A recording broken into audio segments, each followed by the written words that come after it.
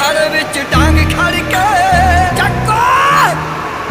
वो खड़े विच डांग खड़ के ओ ते